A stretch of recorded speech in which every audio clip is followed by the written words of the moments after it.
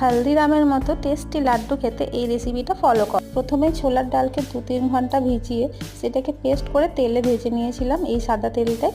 তারপরে এরকম চ্যাপটা চ্যাপটা করে বড়ার মতো ভাজাটাকে ঠান্ডা করে আবার মিক্সিতে দিয়ে এইভাবে গুঁড়ো করে নিয়েছি।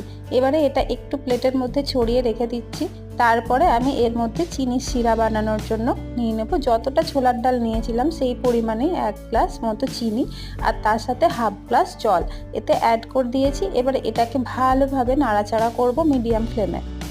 তো এই চিনির যে শিরাটা বানাচ্ছি এটা খুব বেশি থিক হওয়ার দরকার নেই, মোটামুটি একটা হলেই হবে। আর তারপরে তো দুটো ছোট এলাচকে গুঁড়ো করে এই চিনির শিরার মধ্যে মিশিয়ে দেব।